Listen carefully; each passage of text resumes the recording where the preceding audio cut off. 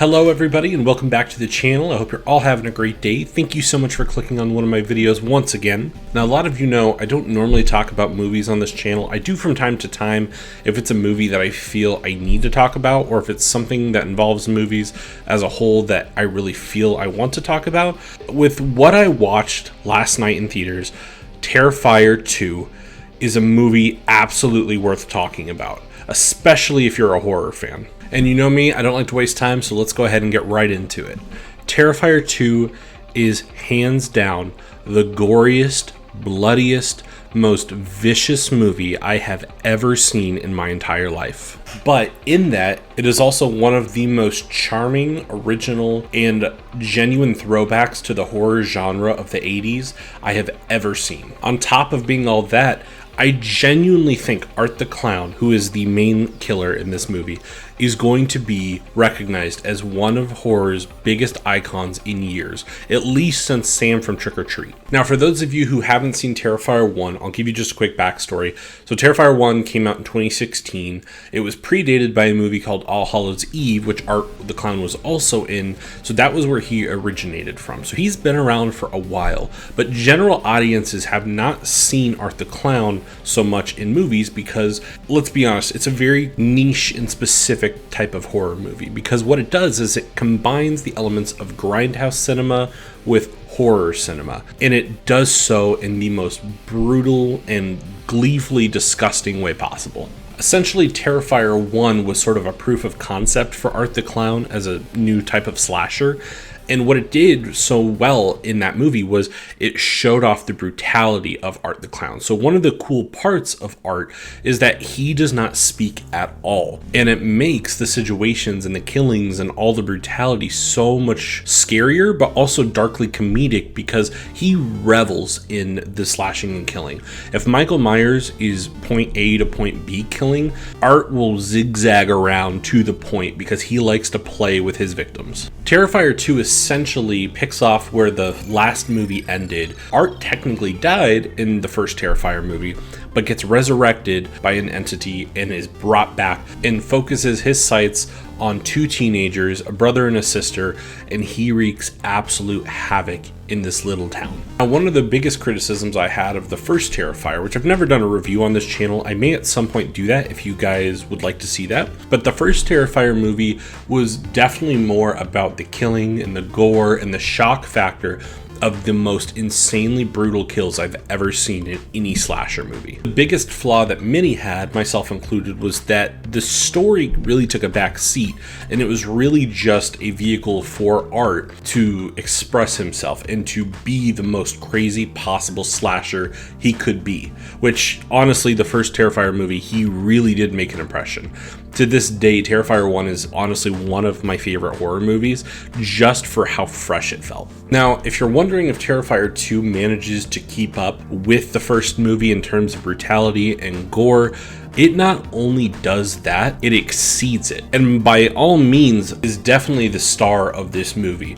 But that being said, I will say the story in this is a lot more interesting and a lot more varied than the first Terrifier movie. In fact, I think that this sequel is one of the better horror sequels I've seen in recent memory. It's one of the first that I've watched and said, yeah, that exponentially is a better movie than the first. In fact, at this point, I am so happy with this movie. I think it is so incredible.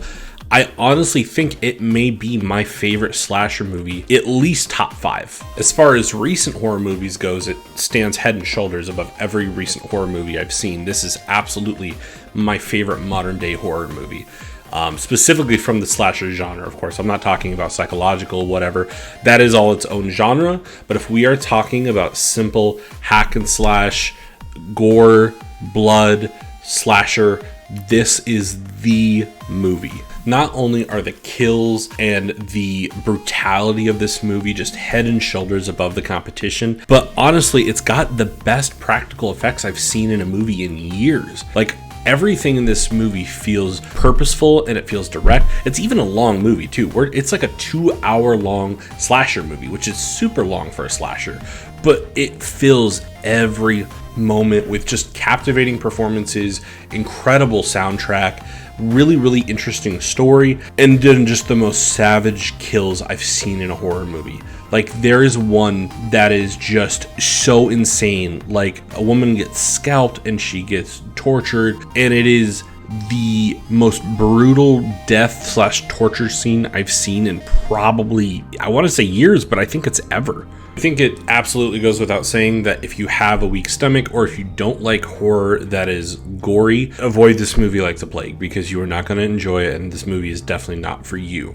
If you have a tolerance for movies with gore and horror, this is going to be an absolute treat. You're going to absolutely eat this movie up. Now, thankfully, I got to actually see it in a movie theater, which I really wasn't expecting. I kind of expected this movie to just either show up on Blu-ray or be on digital services like right away, but it was super awesome to see it on the big screen, because this movie has an incredible feel and vibe when you're watching it. It gives off an 80s aesthetic, like an 80s horror movie, with the soundtrack and the storyline and the characters and even the horror motifs it uses. But the movie is also very deeply rooted in grindhouse cinema, which really makes it this unique and much different slasher movie, or even horror movie, than I'm used to seeing. I'm not used to seeing what looks like a classic 70s grindhouse movie. You can even see some like old, spotting on the film in different parts. You can tell this movie was definitely going for that film look. I don't know if it was shot on film,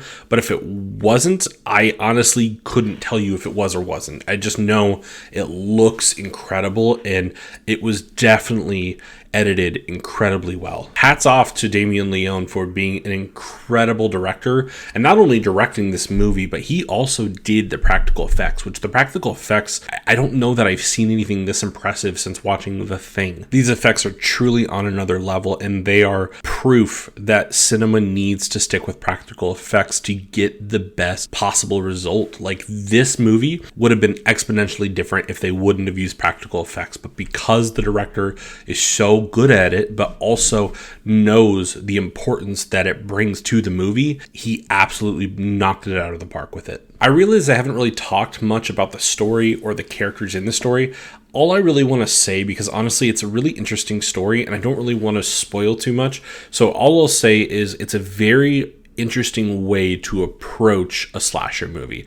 I really got this sort of Friday the 13th Part 4 vibe to it, with the fact that like it has characters that kind of connect, and it has this connection to the killer in a way that I really didn't expect. So I like the direction they took. I think my only gripe with this movie in general is maybe there was just a couple scenes that could have shortened up just a tad, because some of it does feel a little padded pacing wise, but other than that, I really don't have anything negative to say about this movie. It knows what it is, it sticks the landing, and in fact it does much better than stick the landing. I think it absolutely obliterates it, and it knows what it is through and through. You don't question what Terrifier 2 is. You watch this movie, you come out and you go, yeah, absolutely the movie they intended to make. So with all that being said, guys, I absolutely recommend Terrifier 2 if you have the stomach for it. If you don't, I completely understand, but if you like horror movies in any capacity, and especially are okay with gore,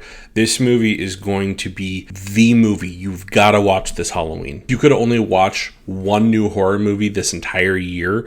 This should be the movie you watch. And with all that being said, thank you so much for watching my review of Terrifier 2. I hope you enjoyed the review. If you've seen this movie, I really would love to hear what you thought about it. I'm really looking to connect with people who've seen the Terrifier series, because honestly, it's still pretty niche, and I would love to just get feedback and know what fans of the series think about it.